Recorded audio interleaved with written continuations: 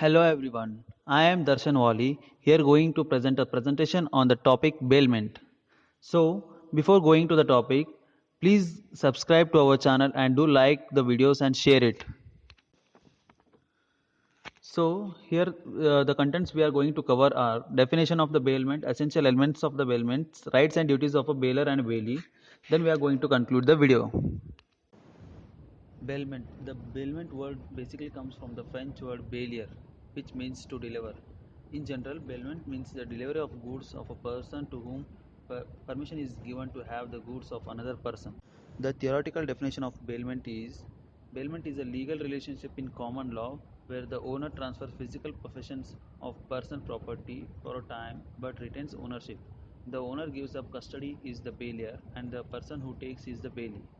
The bailment occurs when the item or the items is transferred to another party to be held temporarily. The person who gives the item is known as bailier and the person who receives the item is known as bailier. Essential features of bailment, or it is also known as elements of bailment. There are four major elements of bailment and they are agreement, delivery of goods, movable property and definite purpose. Agreement. Bailment is always created by an agreement between the bailer and the bailee. Either it is expressed or not. Next, the delivery of goods.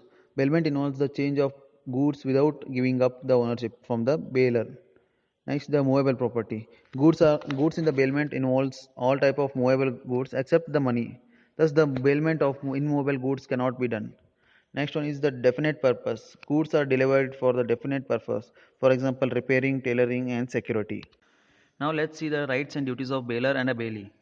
First, we'll see the duties of bailer and bailee. In duties of bailer, I have listed 5 major duties of bailer, and those are disclosure of unknown faults, that is section 150, bear unordinary expenses of bailment, that is section 158, indemnification of bailee for incurring loss when bailment is terminated prior to its terms, that is section 159. Next, the receive back the goods, indemnification of the bailee, that is section 164. Duties of bailee. There are major 6 duties of bailee. Reasonable care of the goods, that is section 151. Not use the goods inconsistently with the contract, that is section 154.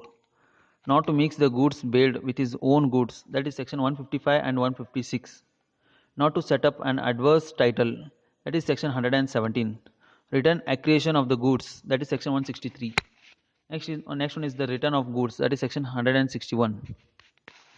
Now we have seen the duties of bailer and bailee. Now let's go for rights of bailer and bailee. In rights of bailer, I have listed major 4 rights of bailer, and those are: first one is the enforcement of rights. Second one is the avoidance of contract, that is section 153. Next is the return of goods, that is section 159. And then the compensation for wrongdoers, that is section 180.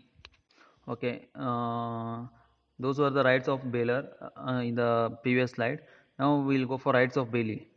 In rights of bailee, I have listed 4 major rights of bailee, and those are delivery to one of several joint bailers of the goods bailed, that is section 165. Next one is the delivery of goods to bailer without title, that is section 166. Next one is the right to take action against trespassers, that is section 180. Next, the bailee's line. Here the bailee's line gives the rights to bailee to retain the goods of bailed goods until the contract is paid according to the bailment. So we have discussed about definition, elements of bailment, and the rights and duties of bailment.